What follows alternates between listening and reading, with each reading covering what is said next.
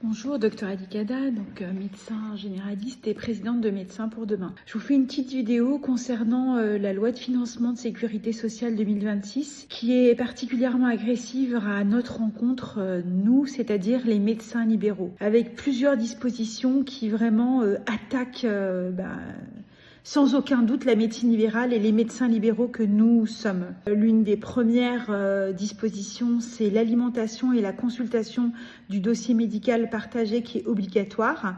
Si nous ne le consultons pas ou si nous ne l'alimentons pas, on risque jusqu'à 10 000 € par an. Et là, il y a quand même toute une problématique. On nous oblige à rentrer des données. Que sera-t-il fait de ces données ? Voilà, donc on ne nous oblige pas à remplir ces données par hasard, c'est qu'une utilisation sera faite de ces données. Et qu'en est-il de notre responsabilité? Qu'en est-il de la déontologie? Ça, c'est des questions qu'il faut se poser, donc il faut absolument qu'on y réfléchisse tous.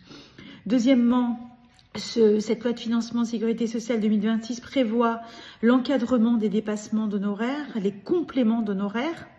Et là aussi, ça pose problème parce que, comme vous le savez, le tarif opposable n'a pas augmenté depuis 30 ans. Il est totalement décorrélé des actes aujourd'hui.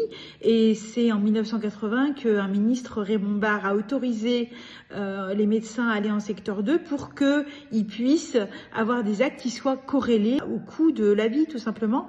Et là, l'État veut venir complètement interdire ces compléments d'honoraires et autoriser les médecins à aller en secteur 2 seulement s'ils vont dans l'optam.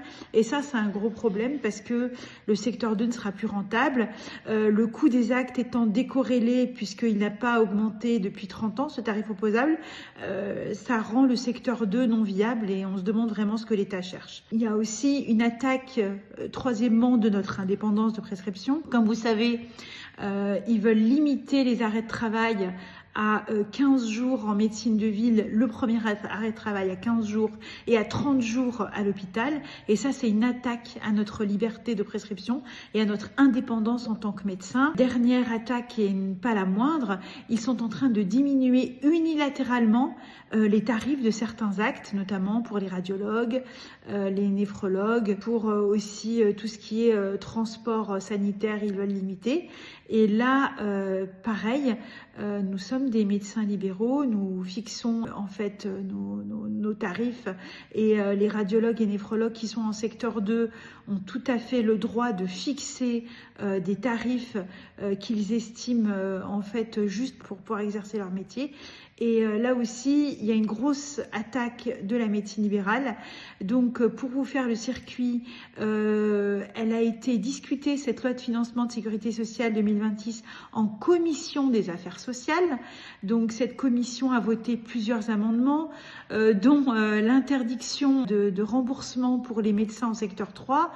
Des fois qu'on aurait l'idée de quitter le secteur 1 dont le tarif opposable est ridicule ou d'aller en secteur 2 où on va limiter les compléments d'honoraires, et ben ils coupent la voie et on pourra plus aller en secteur 3, ils ont tout prévu. Et donc elle a été proposée, cette loi et les amendements en commission des affaires sociales. Cette même commission des affaires sociales de l'Assemblée nationale n'a pas voté la loi et elle est étudiée à partir d'aujourd'hui. Et voilà le circuit de la loi. Ça va être, donc ça a été la commission des affaires sociales qui n'a pas voté la loi. Là, tout est rejoué à partir d'aujourd'hui en débat, en séance à l'Assemblée nationale où je pense que certains amendements seront reproposés. Et ensuite, elle ira au Sénat et Médecins pour demain se bat au niveau parlementaire en rencontrant les députés, les sénateurs, comme vous le savez, pour essayer d'influer sur tout cela. Donc voilà, je vous fais un petit point d'étape.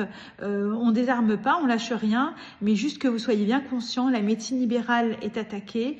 Ce qui se passe est vraiment très grave.